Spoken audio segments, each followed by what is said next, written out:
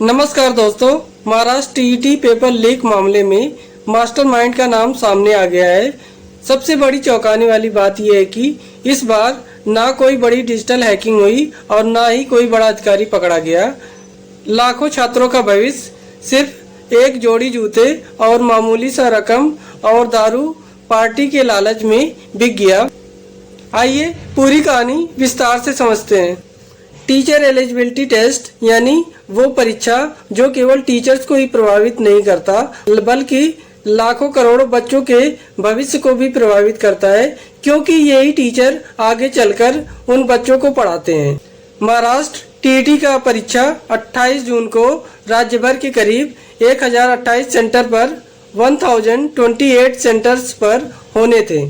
सुरक्षा को ध्यान में रखते हुए पेपर महाराष्ट्र से दूर उत्तर प्रदेश के आगरा स्थित प्रेस में छपवाए गए थे। इस प्रेस का नाम और पता दोनों गोपनीय रखा गया था। यहाँ तक कि परीक्षा काउंसिल के सदस्यों और शिक्षा विभाग के बड़े अधिकारियों को भी इसकी सूचना नहीं थी।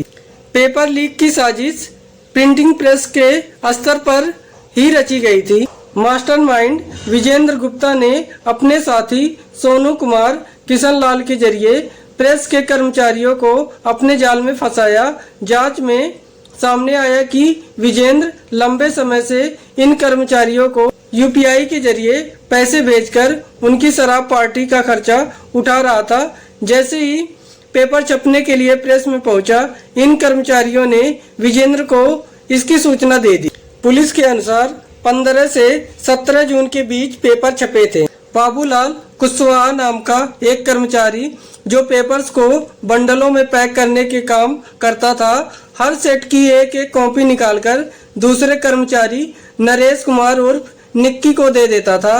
इसके बाद निक्की अपने जूते का सोल निकालता, पेपर को फोल्ड करके उसमें छुपाता और वापस सोल लगा देता। सबसे हैरानी की बात यह रही कि जो सीसीटीवी कैमरे यहाँ इंस्टॉल थे जो कि यह हरकत रिकॉर्ड कर सकते थे, वे उस वक्त बंद पड़े थे। निकलते समय गेट पर तैनात पूर्व सैनिक कर्मचारियों के कपड़े तो चेक करते थे, लेकिन जूतों के तलवों के अंदर किसी का ध्यान नहीं गया। यहाँ से पेपर एक पूर्व कर्मचारी संजय शर्मा के पास पहुँचता और फिर सोनू कुमार के जरिए मास्टरमाइंड विजेंद्र गुप्ता तक इस पूरे मामले के लिए प्रेस कर्मचारियों को महज 8,000 और जमीन के एक छोटे टुकड़े का लालच दिया गया था। 2017 से पहले महाराष्ट्र सरकार परीक्षा पेपर बाहरी राज्यों की गुप्त प्रेस में ही छपवाती थी। 2017-18 में सरकार ने सिस्टम को आधुनिक बनाने के इरादे से एक टेंडर निकाला और एक प्राइवेट एजेंसी को कई सरकारी भर्ती परीक्षाएं कराने का ठेका दे दिया।